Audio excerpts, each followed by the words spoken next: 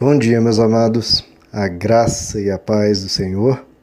Eu sou o pastor Rômulo Pereira, da Igreja Batista Palavra da Graça, e hoje nós vamos estudar o Evangelho segundo João, capítulo 15, verso 2, que diz: O meu mandamento é este: amem-se uns aos outros como eu os amei.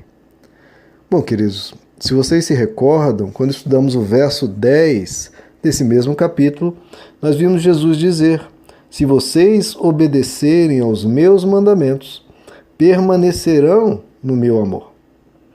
E eu comentei que algumas pessoas podem pensar: tá vendo? O pastor Rômulo fica falando de amor, mas na hora do vamos ver, o que realmente interessa é obedecer os mandamentos. É Jesus que disse: se vocês obedecerem aos meus mandamentos, permanecerão no meu amor. Então o amor é interessante, o amor é legal, o amor é bonito, mas na verdade o que interessa é obedecer os mandamentos. Só que naquela oportunidade eu listei para vocês diversas passagens no Novo Testamento que mostram que mandamentos são esses, que o próprio Jesus já havia resumido, né? Amar ao próximo e amar a Deus. E o apóstolo João dizia várias vezes nas suas duas cartas: o mandamento é este: amem-se uns aos outros. Só que ainda assim alguém pode pensar: não, mas o que Jesus está dizendo aqui, não adianta ficar citando outros versos, deveria pegar um aqui desse contexto, porque Jesus está dizendo: se vocês obedecerem aos meus mandamentos. Então, por que sair do contexto para ir buscar outros versos? Eu quero saber o que Jesus estava dizendo naquela ocasião. O que Jesus queria dizer quando ele disse: se vocês obedecerem aos meus mandamentos. Bom, deixei aqui o verso para nós estudarmos hoje. Se vocês obedecerem aos meus mandamentos. Que mandamento? Jesus diz, ele fala. O evangelho inteiro é muito claro nisso, queridos. Ele fala: o meu mandamento é este: amem-se uns aos outros como eu os amei. Então, o religioso, o legalista, quando lê se vocês obedecerem aos meus mandamentos, ele pensa em qualquer coisa, mas não pensa em amor. Ele pensa numa lista de regras, ele pensa sobre sexualidade, ele pensa sobre fumar, sobre drogas, pensa mil coisas. O que não pode fazer, geralmente o que não pode fazer, né? Mas o evangelho, primeiro, ele tem uma positividade. Ele tem um mandamento de ação, não é apenas do que você não deve fazer. E também não é uma lista de coisas que você deve fazer. O evangelho vai muito mais fundo, queridos. O evangelho não quer mudar apenas o nosso comportamento, as nossas atitudes, as nossas rotinas. Ele quer mudar o nosso interior. Porque se você muda só o comportamento, mas o interior continua o mesmo, esse comportamento, uma hora a pessoa vai chutar o balde e não vai aguentar. Porque ela está vivenciando algo que ela não é. Então, primeiro, vai ser um peso enorme, vai ser um fardo pesadíssimo, porque a pessoa está se obrigando a fazer aquilo. Ou outros estão impondo a ela aquele estilo de vida, mas aquele estilo de vida não é ela. Ela está fazendo por obrigação, ou por medo do inferno, ou por medo de castigo de Deus, ou por medo de dar brecha ao diabo, etc. Mil e umas ameaças que a religiosidade faz à pessoa. Mas aquilo não é ela. Ela está sendo amestrada. É como se fosse um animal tomando choque para fazer aquilo que querem. Não é apenas uma mudança de comportamento, é uma mudança do interior. Porque se você muda o interior, o comportamento é mudado naturalmente, de forma satisfatória, de forma que vai perseverar no tempo, e de uma forma que a pessoa, em vez de fazer aquilo com peso, ela vai fazer com alegria. Quem ama faz o bem não forçado, pelo contrário, ele se alegra em fazer o bem ao outro. Então, veja, queridos, o amor é o supremo mandamento do Evangelho. O amor no Evangelho não é o principal mandamento, não é o centro dos mandamentos, não é nem o destaque, não. O amor é tudo. É o fundamento de onde tudo se deriva. No Evangelho, o mandamento, a lei, é o amor. Então, sempre quando você pegar o Novo Testamento e ler sobre mandamentos, sobre obedecer, sobre andar como ele andou, e praticar, sempre que você lê isso, não pense em lista de coisas que você não deve fazer ou lista de coisas que você deve fazer. Pense em amor. E do amor você vai derivar naturalmente, de forma espontânea, de forma livre, de forma consciente e de forma desejosa e de forma alegre, de forma leve, o que você precisa fazer e o que você não deve fazer. Então, leia o mandamento é este: amai-vos uns aos outros, como eu vos amei. Como ele já havia dito, isso não é que ele fala de vez em quando, ele fala o tempo todo nisso. Em João capítulo 13, nós já estudamos, verso 34, Jesus diz: um novo mandamento vos dou, que vos ameis uns aos outros, assim como eu vos amei, que também vos ameis uns aos outros. Então, veja, ele diz, ele repete, ele insiste. E fala de novo, pela terceira vez, no mesmo verso, ele vai dizer: nisto conhecerão que vocês são meus discípulos, se amardes uns aos outros. E qual que é a resposta de Pedro? Diante desse belo discurso que Jesus fala 3 vezes: amai-vos uns aos outros, amai-vos uns aos outros. Saberão que são meus discípulos se tiverdes amor uns pelos outros. O que Pedro responde? Responde como a maioria dos cristãos: Senhor, para onde vais? Como é que vai ser o fim dos tempos? Né? Onde o Senhor está indo?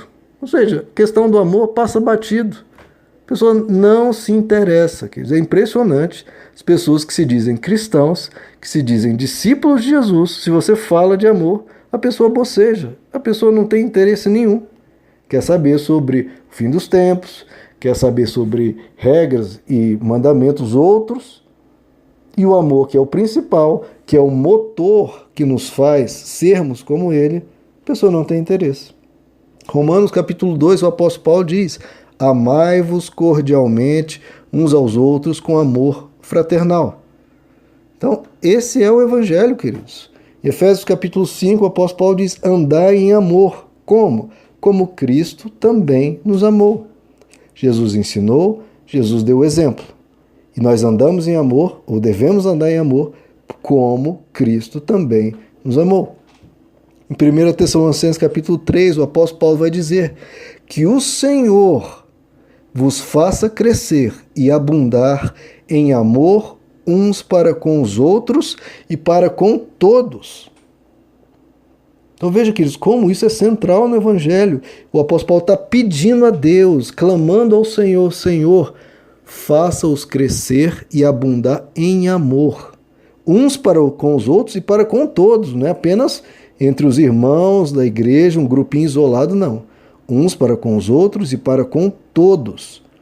E o apóstolo Paulo diz: como também nós abundamos para convosco.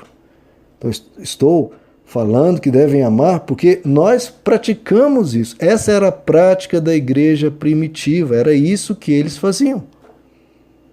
Em 1 Tessalonicenses capítulo 4, o apóstolo Paulo vai dizer: quanto, porém, ao amor fraternal, não necessitais de que eu vos escreva, visto que vós mesmos sois instruídos, ensinados por Deus a vos amardes uns aos outros. Então o apóstolo Paulo está falando: olha, a gente prega isso o tempo todo, mas nem é tão necessário, porque o próprio Deus, o próprio Espírito Santo está produzindo em vós esse amor uns pelos outros.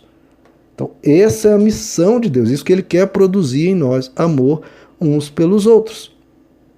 Já na sua segunda carta à igreja de Tessalônica, o apóstolo Paulo diz: sempre devemos, irmãos, dar graças a Deus por vossa causa, como é justo. Por quê? Por que o apóstolo Paulo está crescendo, está agradecendo a Deus, está elogiando os tessalonicenses? Ele diz: porque a vossa fé cresce muitíssimo, e o amor de cada um de vós transborda de uns para com os outros. Veja, a fé estava crescendo e o amor transbordando. É assim que deve viver o verdadeiro cristão. Fé crescendo e o amor transbordando. E veja, a fé, muitas vezes as pessoas dão atenção, falam a importância de crer, de ter fé, etc., porque o cristão tem que crer, né? A fé é a certeza das coisas, etc. Mas o que o apóstolo Paulo diz em 1 Coríntios 13? De tudo, nós temos a fé, a esperança e o amor. Mas desses três, qual que é o maior? É o amor. Então, mesmo em relação à fé, ora, o que é a fé? Você crê que Deus existe e crê que Ele é galardoador dos que o buscam. Então, a fé é essencial. A fé, inclusive, nós somos salvos pela graça por meio da fé. Então, a fé é algo central. Mas ele diz maior do que a fé, até mesmo maior que a fé, é o amor. Então veja, todo mundo fala da igreja primitiva em relação aos milagres, né, a pregação do evangelho se espalhando por todos os cantos, mas se esquecem que o fundamento daquela igreja era o amor. Eles transbordavam de amor uns pelos outros. E assim que tem que ser. Veja só, Jerônimo, um escritor cristão do século IV, ele diz que o apóstolo João, no fim da vida, já no alto dos seus 90 anos, imagina ter 90 anos naquela época, ele diz que por várias pregações consecutivas, a frase do apóstolo João era sempre a mesma: filhinhos, amem-se uns aos outros. Filhinhos, amem-se uns aos outros. Ele não cansava de repetir isso o tempo inteiro. Amem-se uns aos outros. E os discípulos do apóstolo João, cansados de ouvir, entre aspas, aquela mesma ladainha, perguntaram, né, talvez até pensando que talvez o apóstolo João, com 90 anos, já estava meio lelé da cuca, né, estava esquecendo que estava repetindo a mesma mensagem. Perguntaram para o apóstolo João: por que você está repetindo sempre a mesma mensagem? E aí João respondeu, quase como um testamento antes da sua partida. Ele diz: porque este é o mandamento do Senhor, e obedecer apenas, olha só, apenas a este mandamento já é o suficiente. Ou seja, basta obedecer a este mandamento, amar. Não é? Jesus diz, isso resume toda a lei, todos os profetas, está tudo resumido no amor. Obedecer apenas a este mandamento já é o suficiente. É o que Jesus está dizendo. O meu mandamento é este, é singular. Não são inúmeros mandamentos, não. O meu mandamento é este. Amem-se uns aos outros como eu os amei. Queridos, se nós amarmos como Jesus nos amou, tudo se resolve. Então, lembre-se disso. A religiosidade, 1 milhão de regras, cheia de mandamentos de homens. O evangelho é, quando você lê a palavra mandamento, lê a palavra obediência, ou praticar, lembre-se disso. Mudança interior em primeiro lugar. Amem-se uns aos outros, como eu os amei. Meus amados, que Deus lhes abençoe. A graça e a paz do Senhor.